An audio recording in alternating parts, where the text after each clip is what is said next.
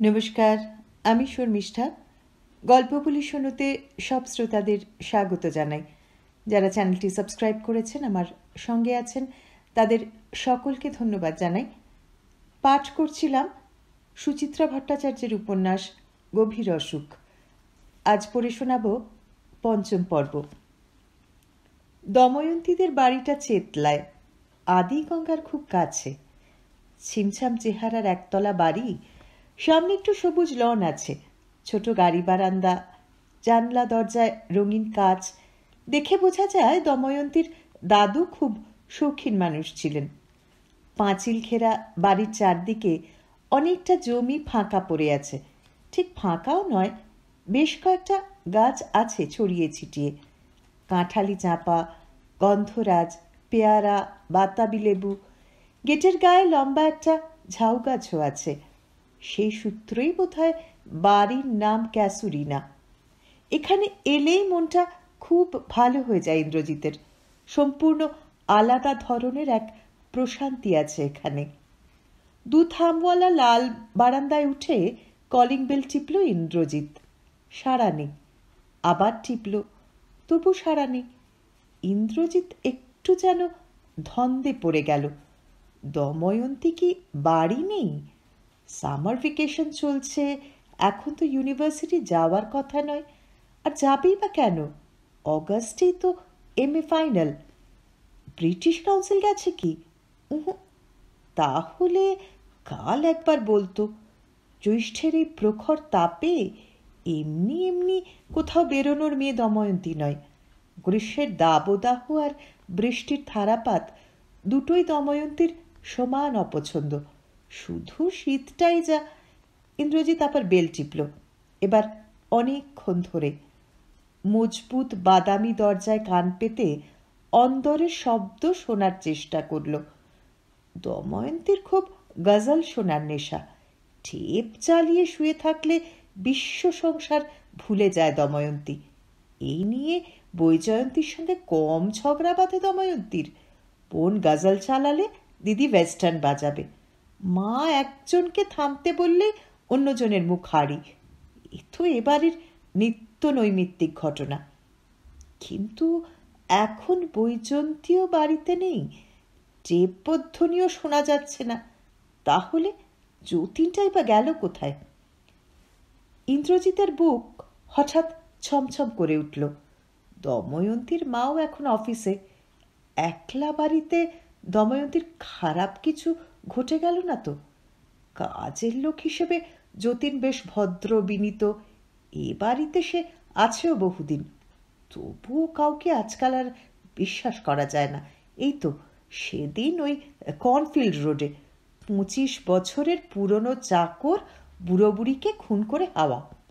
চক্রবেরিয়ার flat বাড়িতে গত মাসে কি হলো? সিকিউরিটির লোক সুযোগ বুঝে ফ্ল্যাটে ঢুকে মেয়েটাকে রেপ করে খুন করলো। দময়ন্তীর বাড়িটা এমন একটেরে জায়গায়, এখানে অমন ঘটা মোটেই অসম্ভব নয়। যদি দুর্ভাবনা কত দূর এগোতো তার ঠিক নেই। তার আগেই মৃদু শব্দ। দময়ন্তী দরজা খুলেছে। চুল উমনো ঝুমনো, হাই তুলছে, চোখ খোলা, ঘুম ঘুম গলায় বলল, ও তুমি? আমি ভাবলাম বুঝি যতীন ফিরল। রুমালে কপালের ঘাম মুছল ইন্দ্রজিৎ। বলল, সে গেছে কোথায়? ওই কালীঘাটে গেছে। দেশ থেকে কারা সব এসছে বলল, তাদের নিয়ে মন্দিরে পুজো দিতে যাবে। তোমাকে একা ফেলে বেরিয়ে গেল? চাই তো, দুপুরবেলাটা তো আমি একাই থাকি। দময়ন্তী প্রশ্নটাকে বিশেষ পাত্তা দিল না। ঘাড় দুলিয়ে বলল, তুমি এই 3টের সময় কোত্থেকে? Office bunk? বারে, আমার আজ ইন্টারভিউ ছিল না? ও হ্যাঁ, কেমন হলো? মনে মনে সামান্য আহত হলো ইন্দ্রজিৎ। অন্তত 3-4 বার ইন্টারভিউটার কথা বলেছে সে। এর মধ্যেই দময়ন্তী ভুলে গেল, নাকি ঘুম ভেঙে উঠে একটু অন্যমনস্ক হয়েছে? দময়ন্তীর ঘুমের রেশ নাকি বহুক্ষণ থাকে, ওর মাই সেদিন বলছিল। ইন্দ্রজিৎ আলগা হাসল, বলল, হলো একরকম। সামনের মাসে হয়তো একবার দিল্লি যেতে হতে পারে। সিলেক্ট করলে আরেকটা ইন্টারভিউ হবে, ওই দিল্লিতে হবে আর কি। তার মানে এটা সেমিফাইনাল, আগে তো কথা বলনি। আমি কি জানতাম? জব এজেন্সিগুলো অত ডিটেলে খবর দেয় না। পাওয়ার সেক্টর থেকে লোক নেবে, একদম ফ্রেশার নয়, বাস ওই সূত্রেই কল। কথা বলতে বলতে টিপটপ সাজানো ড্রয়িং রুমে এসে বসল ইন্দ্রজিৎ। পা ছড়িয়ে দিয়ে বলল, গুরগাঁওতে একটা বড় ফ্যাক্টরি হচ্ছে, সঙ্গে নিজেদের জেনারেটিং স্টেশন থাকবে, সেট অফ ইঞ্জিনিয়ার্স লাগবে ওদের, হিউজ প্রজেক্ট। দময়ন্তীও বসেছে সামনের সোফায়, আঙুল চালিয়ে চুল ঠিক করছে। বলল, স্যালারি বলেছে? অ্যারাউন্ড 14.5 বলছে। বৈজয়ন্তীর কায়দাটা নিল ইন্দ্রজিৎ। Including parks? আবার কি? তাহলে আর তোমার লাভ কিসের? অ্যাকোমোডেশন কি ওরা প্রোভাইড করবে? ইমিডিয়েটলি করবে না, নিজস্ব একটা ওই টাউনশিপের মতন করছে, কমপ্লিট হয়ে গেলে তখন ওখানেই। ততদিন অবশ্য ওরা হাউস রেন্টটা দেবে। তাহলে অবশ্য মন্দ নয়। ইন্দ্রজিতের বলতে ইচ্ছে হলো, মন্দ নয় কথাটা যথেষ্ট নয়, চাকরিটা বেশ বেশ ভালো। শেরিটন ইন্ডিয়ার শেয়ার মার্কেটে ভালো সুনাম আছে, নতুন প্রজেক্টে জার্মান পুঁজিও ঢালা হচ্ছে বিস্তর, বিদেশেও কোম্পানির কাজ হচ্ছে নিয়মিত, বিশেষত আফ্রিকায়। এমন একটা মাল্টিন্যাশনালে এই সময় ঢুকে পড়তে পারলে তাকে আর পেছন ফিরে তাকাতে হবে না। তবে হ্যাঁ, এটা যে লাগবেই এমন কোনো কথা তো নেই। এমন ইন্টারভিউ সে আগেও কবার দিয়েছে। কি এক অজ্ঞাত কারণে শেষ ধাপটা কিছুতেই পার হতে পারে না সে। হয়তো এবারও, যাকে যা হবার হবে। এই মুহূর্তে চাকরি বাকরির কথা ভাবতে আর ভালো লাগছিল না ইন্দ্রজিতের। রোদ রুখে দেওয়া বন্ধ দরজা জানলা, মোটা দেওয়াল, উঁচু সিলিং থেকে ঘূর্ণায়মান ফ্যান, সামনে বসে থাকা সদ্য ঘুম ভাঙা দময়ন্তী, সব মিলিয়ে এক ঝিমঝিম মাদকতা তৈরি হয়েছে ঘরখানায়। এখানে এখন কেজো কথা মানায় না। দময়ন্তী এখনো ছোট ছোট হাই তুলে চলেছে, এক ঢাল চুল থেকে কয়েক গুছি বেছে নিয়ে আঙুলে পাকাচ্ছে। পরনে ঘরোয়া লম্বা স্কার্ট, সঙ্গে ঠোলা ঠোলা টপ, মাঝে মাঝে আড়মোড়া ভাঙছে দময়ন্তী, বিপজ্জনকভাবে টান টান হয়ে যাচ্ছে জামাটা। পুষ্ট শরীরের আভাস বড় বেশি প্রকট হয়ে উঠেছে। দময়ন্তীর অবশ্য তাতে কোনো হেলদোল নেই, থাকার কথাও নয়। তাদের সম্পর্ক তো আর আজকের নয়, দেখতে দেখতে 5 বছর হয়ে গেল। সেই কবে বন্ডেল রোডে সৌমিত্রদের বাড়িতে আলাপ। সৌমিত্রর বোনের সঙ্গে তখন এক কলেজে পড়তো দময়ন্তী। আলাপ থেকে ঠিকানা বিনিময়, তারপর পূর্বরাগ অনুরাগের পথ ধরে অনেকটাই চলে এসেছে তারা। এমনকি তাদের শরীরও পরস্পরের কাছে অ্যামাজনের অরণ্য বা সাহারা মরুভূমির মতো সম্পূর্ণ অচেনা নয়। তবু কেন কণ্ঠনালী শুকিয়ে আসে ইন্দ্রজিতের? এর জন্য কি নির্জন দুপুরটাই দায়ী, অথবা দময়ন্তীর ওই স্খলিত ভঙ্গিমা? ঠক গেলে ইন্দ্রজিৎ বলল, তুমি আজ দুপুরে ঘুমোচ্ছিলে যে বড়, পড়াশুনো নেই তোমার? স্বরটা নিচু ছিল, দময়ন্তী শুনতে পেল না। চোখ পিটপিট করে বলল, কি বললে? ইচ্ছে করে গলাটাকে আরো নামালো ইন্দ্রজিৎ। তারপর বলল, ঘুমিয়ে ঘুমিয়ে মোটা হওয়ার চেষ্টা করছো কেন? প্রেম করলাম চিচিঙ্গের সঙ্গে, বিয়ে করলাম কুমড়োকে, এ কি আর কোনো কাজের কথা? নয় আমার সোনামনা, কি বিড়বিড় করছো বলো তো, জোরে বলো। ইন্দ্রজিৎ ফিচেল হাসল, বলল, এমন সুন্দর দুপুরে চেঁচাতে নেই, পাশে এসো, ঠিক শুনতে পাবে। না, আসবো না। তাহলে আমি তোমার পাশে গিয়ে বসি। একদম নয়, যেখানে আছো সেখানেই থাকো। যদি না থাকি? বলতে বলতে উঠে পড়েছে ইন্দ্রজিৎ, পায়ে পায়ে দময়ন্তীর সামনে এলো, একদম সামনে। অনেকটা ঝুঁকে আলতো চুমু খেলো দময়ন্তীর কপালে, চোখে, গালে। ধীরে ধীরে মাটিতে বসেছে হাঁটু মুড়ে, ঠোঁট মিশে গেল ঠোঁটে। দময়ন্তী বাধা দিচ্ছে না, যেন আরো সাহসী হতে আমন্ত্রণ জানাচ্ছে। আরো নিচে নেমে এলো ইন্দ্রজিতের মুখ, ঘাড়ে, গলায়, বুকে পুলকিত শিহরণে বিবশ হয়ে এলো শরীর। দোকান দিয়ে আগুনের হলকা বেরোচ্ছে, শিরা ধমনী চকিতে উদ্দাম। পোষা বেড়ালের মতো একটু আদর খেয়ে পিছলে গেল দময়ন্তী। হাত কয়েক তফাতে দাঁড়িয়ে হাসছে ফিক ফিক। চোখ ঘুরিয়ে বলল, এই ধান্দাতে দুপুরে আসা? হ্যাঁ? ইন্দ্রজিৎ ঘোর লাগা চোখে তাকালো, বলল, মোটেই না। তোমার যতীনের তো এখন বাড়ি থাকার কথা, নেই কেন? ইস, মাথা দুলিয়ে জিভ ফ্যাংচালো দময়ন্তী। বলল, নেই দেখে অমনি বাঘ? ইন্দ্রজিৎ চোখ বুজে সোফায় হেলান দিল, স্থিত করছে নিজেকে। বাইরের ঝাঁঝালো দুপুরটাকে শরীর থেকে মুছে ফেলতে চাইছে। সোফার পিঠের কাছে এসে দাঁড়ালো দময়ন্তী, আঙুল ডুবিয়েছে ইন্দ্রজিতের চুলে। বলল, বেরিয়েছ কখন? এই 10:30 নাগাদ। দময়ন্তীর আঙুল ছুঁল ইন্দ্রজিৎ। তারপর বলল, 12টা ইন্টারভিউ ছিল তো। এতক্ষণ তবে কি করছিলে? এতক্ষণ কি, ওখান থেকে বেরোতেই তো 2টো বাজলো। তারপর সোজা এখানে। এবার দময়ন্তী ঠোঁট ছুঁয়েছে ইন্দ্রজিতের কপালে, বলল, খিদে পেয়েছে, খাবে কিছু? অস্ফুটে ইন্দ্রজিৎ বলল, সে তো পেয়েছেই, বুঝতে পারছো না? এই, নো ফাজলামি, কি খাবে বলো? ডিম ময়দা গুলে প্যানকেক বানিয়ে দেব, ফ্রিজে মুরগি সেদ্ধ রাখা আছে, বলো তো চিকেন স্যান্ডউইচ করে দিতে পারি, সসেজ ভেজে দেব। ইন্দ্রজিতের বুক কানায় কানায় ভরে গেল। এই উষ্ণ স্পর্শটুকুর জন্যই তো দময়ন্তীর কাছে আসা। শুধু দময়ন্তী কেন, এবাড়ির সকলের মধ্যেই খুব সহজ একটা আন্তরিকতা আছে। দময়ন্তীর মার মধ্যে, বৈজয়ন্তীর মধ্যে, প্রত্যেকেই স্বচ্ছন্দ, প্রত্যেকেই খোলামেলা, কিন্তু কারো আচরণে কোনো আতিশয্য নেই, অকারণ কৌতূহল নেই। তাদের বাড়ির সঙ্গে এ বাড়ির কত তফাত, ব্যবহারে, রুচিতে, চিন্তাভাবনায়। বাবা মা দাদা বৌদির মধ্যে যে আন্তরিকতার অভাব, এ কথাও ঠিক বলা যায় না, তবু কি যেন একটা নেই, বোধ হয় পরিমিতি বোধ। ফাইনাল ইয়ারে পড়ার সময় কয়েকজন বন্ধুকে বাড়ি নিয়ে এসেছিল ইন্দ্রজিৎ। তাদের মধ্যে 2 সহপাঠিনীও ছিল, তমালি আর দেবাঙ্গনা। তাদের সঙ্গে আড্ডা মারবে কি? বৌদি যা উঁকি মারছে ক্ষণ ক্ষণ। চলে যেতেই বাবার সঙ্গে আলোচনা শুরু হয়ে গেল, কোন মেয়েটিকে ইন্দ্রজিতের সঙ্গে মানায় ভালো। Funny funny funny to the power infinity.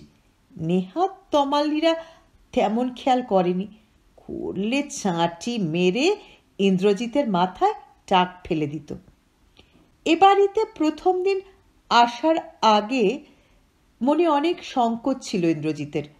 দময়ন্তীর মা দিদি কিছু মনে করে যদি? শুনে দময়ন্তী হেসে খুন। আমার বন্ধু আমার কাছে আসবে, এতে মনে করা করির কি আছে? ওদের কি খেয়ে দিয়ে কোনো কাজ নেই? হ্যাঁ, খানা পিনাতেও দেখো, 2 বাড়ি যেন 2 মেরু। গড়িয়ায় অতিথি এলো তো মা বৌদি বসে গেল ময়দা ঠাসতে, কিংবা হয়তো দোকান থেকে গাদা খানেক সিঙাড়া মিষ্টি আনতে ছুটল বাবা। তেমন কেউ এলে তো প্যাটিস, দরবেশ, এগরোল, মাটন রোল। রোজকার রোজ জলখাবারটাই বা কি? পরোটা তরকারি, চিঁড়ে দই, ঘুগনি, কিংবা চাউমিন সেদ্ধ করে থকথকে করে ভাজা। এবাড়ির পরিশীলিত আবহাওয়ার ছিটে ফোঁটাও যদি ও বাড়িতে থাকতো, কি করে যে ওখানে মানাবে দময়ন্তীকে? না, মানাবে না, একটুও মানাবে না, মানাবে না, মানাবে না। না মানানোর অবশ্য আরও কারণ আছে। বহুকাল আগে একটা দুর্ঘটনা ঘটে গেছে দময়ন্তীদের পরিবারে। হ্যাঁ, দুর্ঘটনাই। অন্তত দময়ন্তী এখন সেই চোখেই দেখে ব্যাপারটাকে। আজ থেকে 16 বছর আগে ডিভোর্স হয়ে গেছে দময়ন্তীর বাবা মায়ের। বাপের বাড়ি ফিরে এসেছিলেন দময়ন্তীর মা, তারপর যত্ন করে মানুষ করেছেন 2 মেয়েকে নিজের উপার্জনে। বাবা আর দাদার তত্ত্বাবধানে। দময়ন্তীর দাদু গত হয়েছেন 4 বছর। তার বছর 6 আগে মামা পড়াতে গিয়েছিলেন সিডনিতে, ফেরেননি আর। তিনি এখন সেখানকারই স্থায়ী বাসিন্দা। মা আর 2 মেয়েকে নিয়ে এখন আবর্তিত হচ্ছে এই পরিবার। আইএএস অফিসার বাবার কাছে বৈজয়ন্তী এখনো যায় মাঝে মাঝে, কিন্তু দময়ন্তী ভুলেও যায় না। তার হৃদয়ের ক্ষত এখনো শুকোয়নি। ইন্দ্রজিতের বাড়ি গেলে ছুরি ছুরি প্রশ্ন চিহ্নের সামনে যদি দাঁড়াতে হয়, দময়ন্তী সইতে পারবে? মনে হয় না পারবে। যা অভিমানী মেয়ে। না, দময়ন্তীকে নিয়ে আলাদা সংসার পাতাই ভালো, আর সেটা কলকাতার বাইরে হওয়াই শ্রেয়। যদি সম্ভব হয় আরো দূরে, বিদেশে কোথাও। ইন্দ্রজিৎ চলে গেলে মা কি খুব দুঃখ পাবে? আর বাবা? খটান করে টান পড়ল স্নায়ুতন্ত্রীতে। দাদা আর ধীমানদার আজ দীপঙ্কর সান্যালের কাছে যাওয়ার কথা না? আশ্চর্য! বেমালুম ভুলে বসেছিল ইন্দ্রজিৎ। বাবার অসুখের কথাটা যেন স্মৃতিকোষে ছিল না, এইমাত্র এলো। কেন? খুব কাশত বাবা। একদিন টিবি ধরা পড়ল। কদিন পরেই বোঝা গেল রোগটা টিবি নয়, ক্যান্সার। সবই যেন দ্রুত ধাবমান এক চলচ্ছবির দৃশ্য পরম্পরা।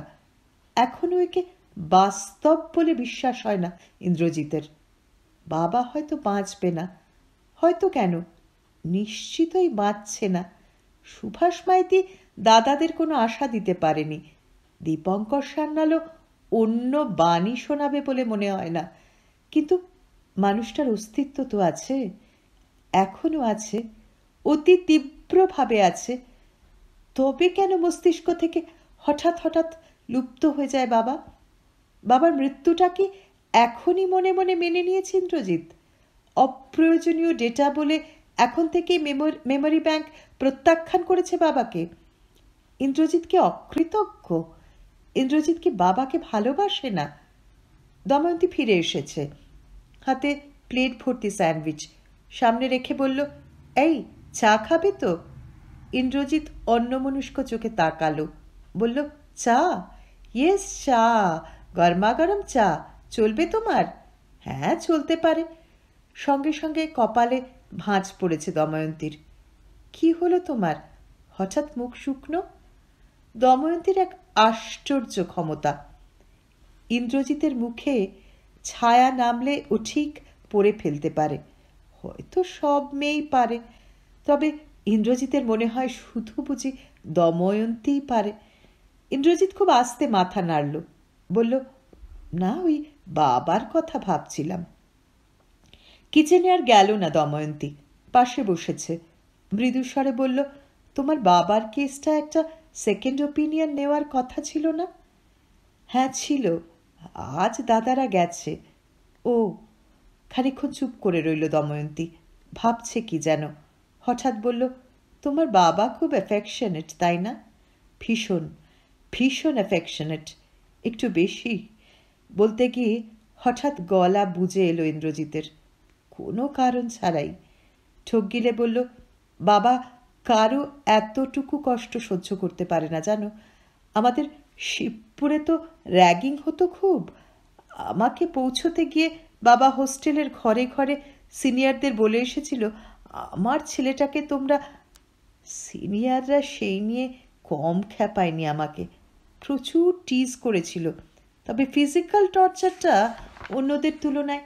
দময়ন্তী ফস করে প্রশ্ন করে বসল, তোমার মা খুব ভেঙে পড়েছেন, তাই না? উত্তরটা দিতে একটু ভাবতে হলো ইন্দ্রজিৎকে। অনুচ্চ স্বরে বলল, মাকে ঠিক বোঝা যায় না দময়ন্তী। মা তো একটু ইন্ট্রোভার্ট ধরনের, চুপচাপ। আনন্দেরও তেমন প্রকাশ নেই, দুঃখেরও নয়। তবে হয়তো ভেতরে ভেতরে সেটাই তো স্বাভাবিক, বলো? দময়ন্তী আবার চুপ। লাল সবুজ কাচের নকশা ভেদ করে আলো এসে পড়েছে ঘরের প্রান্তে। রঙিন আলো, কিন্তু উজ্জ্বল্যহীন। অবসন্ন মাছেদের মতো নড়াচড়া করছে মেঝেতে। সেদিকে তাকিয়ে আছে দময়ন্তী। বলল, তোমার বাবা মার রিলেশন খুব ভালো, তাই না? ভালোই তো, বলে সামান্য সতর্ক হলো ইন্দ্রজিৎ। তারপর বলল, তবে ঝগড়াঝাটিও হয়। বাবাই ফরফর করে বেশি, মায়ের সঙ্গে পেরে ওঠে না। মার ব্যক্তিত্বই আলাদা। আমি না একদিন তোমার বাবাকে দেখতে যাব। যাবে? আচ্ছা, যাবে, নিশ্চয়ই যাবে। তোমাকে দেখলে বাবা খুব খুশি হবেন। আমি কে তোমার বাবা বুঝবেন কি করে? বড়জোর ভাববেন তোমার এমনি কোনো বন্ধু দেখতে এসেছে। তা কেন? আমি বাবাকে বলে রাখবো। যা, ওসব কথা এই সময় বলে নাকি? কিচ্ছু হবে না, বাবা শুনলে আনন্দ পাবেন দময়ন্তী। না ইন্দ্র, প্লিজ বলো না, আমার না খুব লজ্জা করবে। এমনি সময় দেখা করতে যায়নি তো এখন। আচ্ছা ঠিক আছে, বলবো না। ইন্দ্রজিৎ হাসল মনে মনে। দময়ন্তী যদি সত্যি সত্যি যায়, বাবা মায়ের কাছে কি আর সে অচেনা থাকবে? ঘরে সিবিআই এজেন্ট আছে না, সে যে এতদিন বাবা মাকে বলেনি, এটা কল্পনা করা যে কি কঠিন। ইন্দ্রজিতের অস্বস্তি হচ্ছিল একটু একটু। পালিশহীন চাকচিক্যহীন বাবাকে দেখে হয়তো খুব আশাহত হবে দময়ন্তী। হাজার হোক দময়ন্তী হাইফাই আইএএস অফিসারের মেয়ে, তিনি এখন খাদ্য না মৎস্য কোন দফতরের যেন সচিব। তুলনায় বাবা এক অতি নগণ্য কলম ঘষ্টানো রিটায়ার্ড প্রমোটি। তবে দময়ন্তী স্নব নয়, নিজের বাবার ওপর তার তেমন শ্রদ্ধা ভক্তিও নেই, এটুকুই যা সান্ত্বনা। এরপর কথা ঠিক জমছিল না। একটু হালকা হওয়ার চেষ্টা করল ইন্দ্রজিৎ। দময়ন্তীর পড়াশুনো আর আসন্ন পরীক্ষা নিয়ে দু চারটে লঘু প্রশ্ন জুড়ল। ভাষা ভাষা জবাব দিল দময়ন্তী। সেও যেন কেমন বিমনা, কথার খেই হারিয়ে যাচ্ছে হঠাৎ হঠাৎ। ইন্দ্রজিতের কাঁধে মাথা রেখে বসে আছে দময়ন্তী। তার মোমে মাজা ত্বক স্পর্শ করে আছে ইন্দ্রজিৎকে। গোলাপি আঙুল শিথিল পড়ে আছে কোলে, তবু কোনো হৃদয়ংসা জাগে না আর। বাবার চিন্তা যতক্ষণ ছিল না, একবার ঢুকে পড়তেই সব গোলমাল, খোঁচাচ্ছে নানানভাবে। দাদার সমস্ত আলোচনা শুধু দিদি আর ধীমানদার সঙ্গে। সব সংবাদই দেয় ইন্দ্রজিৎকে, তবে সে যেন নিষ্প্রাণ তথ্য পরিবেশন, যেন ভাইয়ের মতামত নিয়ে দাদা তেমন ভাবিত নয়, নাকি ভাইয়ের পরামর্শে দাদার তেমন আস্থা নেই। অথচ ক্যান্সার সম্পর্কে ইন্দ্রজিৎ দাদার চেয়ে কিছু কম জানে না। জটিল এক নাম বলে নিডল বায়োপসির কথা লুকোতে চেয়েছিল দাদা, পারল? কেন এমন করে দাদা? ইন্দ্রজিৎকে অপ্রাপ্ত মনস্ক ভাবে নাকি দায়িত্ববোধহীন? ইন্দ্রজিতের কি নিজে থেকে আর একটু ঔৎসুক্য দেখানো দরকার? দিদির বাড়ি আজ যাবে একবার, গেলে হয়, যাওয়া বোধ হয় উচিত। যতীন ফিরল 4:30 নাগাদ। আর বেশিক্ষণ বসল না ইন্দ্রজিৎ। 7-5 ভাবনা নিয়ে বেরিয়ে পড়েছে পথে। রোদের ঝাঁজ এখনো কমেনি এতটুকু। পিচ গলা রাস্তা থেকে গরম ভাপ উঠছে, শুকনো বাতাস বয়ে যায় থেকে থেকে, জ্বালা ধরে শরীরে। কেওড়াতলা শ্মশানের দিক থেকে একটা পোড়া গন্ধ উড়ে এলো। আকাশ এখন বর্ণহীন, সেখানে কণা মাত্র জলজ ইশারা নেই। সন্তোষপুরের ফ্ল্যাটে পৌঁছে ইন্দ্রজিৎ দেখল ধীমান অভিজিৎ এসে গেছে।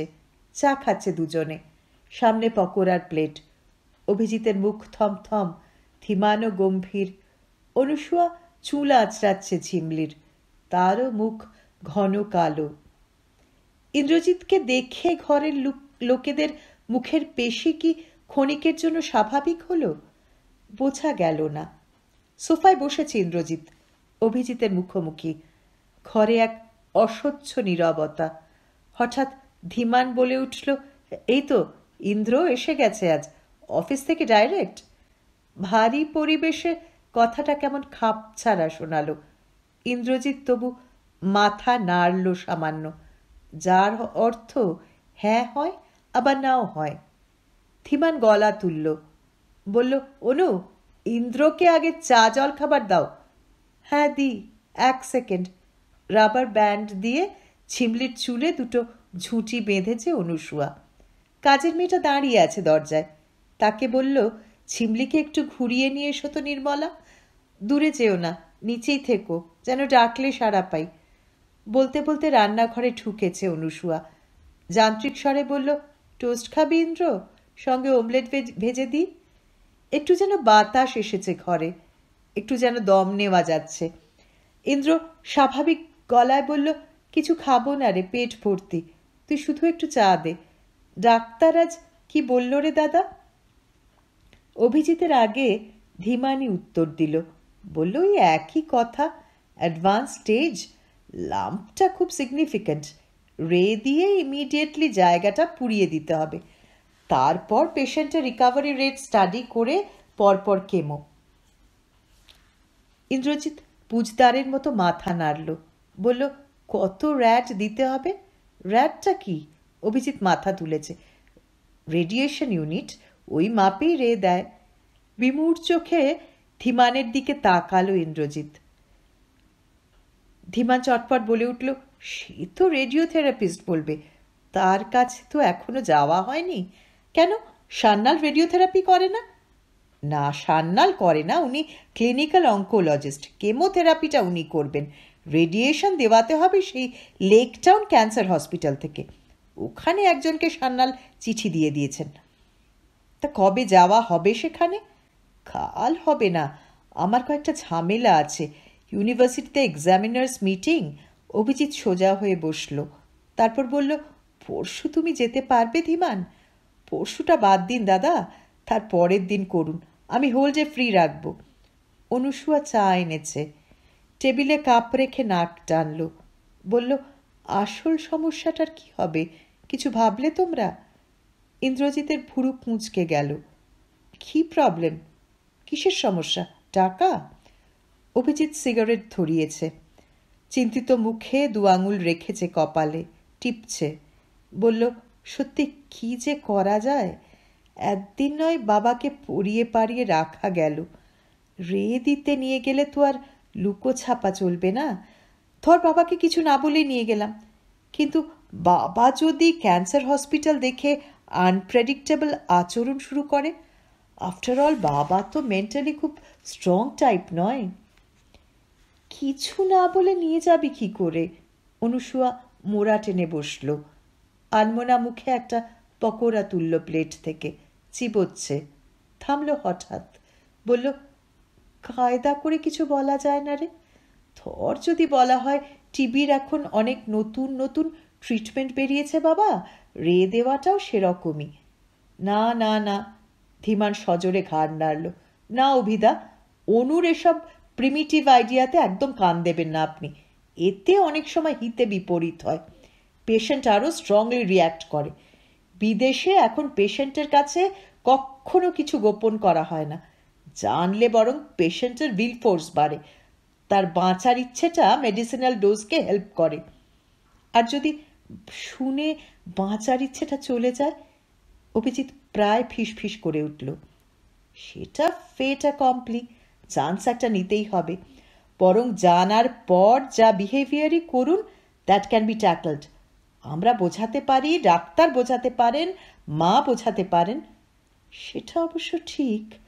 অভিজিৎ বড় করে শ্বাস ফেলল, তারপর বলল, বাবা একটা মিথ্যে আশা নিয়ে থাকবে, কদিন বাদে সেই আশাটা চুরমার হয়ে যাবে, এটা বোধহয় বাবার উপর বেশি টর্চার হয়ে যায়।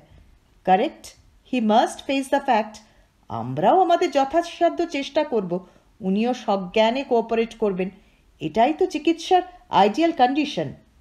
ধীমান জ্ঞান দিয়েই চলেছে, একবার শুরু করলে শালিমারের মালগাড়ির মতো কথা বলে যায় ধীমান, অন্তহীন। আর সে যা বলবে সেটাই যেন স্বতঃসিদ্ধ, তার ওপর আর কোনো প্রশ্ন চলে না, মানতে হয় মানো, না হলে নিজেকে মূর্খ প্রতিপন্ন করো। ইন্দ্রজিতের রাগ হচ্ছিল অল্প অল্প, তাকে কেউ কিছু জিজ্ঞাসা করে না কেন? ইন্দ্রজিৎকে উপেক্ষা করে এত নিবিষ্ট ভঙ্গিতে কি করে আলোচনা চলে এদের? দেখে মনে হয় যেন অমলকান্তি ইন্দ্রজিতের বাবা নন, অন্য কোনো অপরিচিত মানুষ এদের মন্ত্রণা সভায় উটকো ঢুকে পড়েছে সে। তার এই ছুটে আসাটাকে কেউ ফিল পর্যন্ত করল না। অভিজিৎ মাথা চুলকোচ্ছে, বলল, সবই তো বুঝলাম ভাই, কিন্তু বলে কে? আপনি বলবেন? আমি পারবো না ভাই, আমি ভয়ে বাবার ঘরে পর্যন্ত ঢুকছি না। চোরের মতো থাকি, চোরের মতো বেরিয়ে আসি। কাল রাতে ছাদে সিগারেট খেতে উঠেছিলাম, মা দাঁড়িয়ে আছে দেখে মাঝ সিঁড়ির থেকে নেমে এলাম। মা তো সব বুঝে গেছে, মাকে আমি ফেস করতে পারি না। বাট ইটস ইয়োর ডিউটি অভিদা, বড় হওয়ার কিছু ঝামেলা তো আছেই। জানি, কিন্তু আচ্ছা অনু, তুই বল না বাবাকে। অসম্ভব, বাবা মরে যাবে এই কথাটা আমি বাবাকে। অনুসুয়া হঠাৎ হাউমাউ করে কেঁদে উঠল। কান্নার প্রাথমিক দমকা সামলে আঁচল চেপেছে মুখে, ফোঁপাচ্ছে। অভিজিৎ থামানোর চেষ্টা করছে তাকে। শেষ পর্যন্ত কোনো সিদ্ধান্তেই আসা গেল না। কথাটা রয়ে গেল অনির্ণেয় ভবিষ্যতের গর্ভে। এসব সভায় বোধ হয় এমনটাই হয়, ভাবছিল ইন্দ্রজিৎ।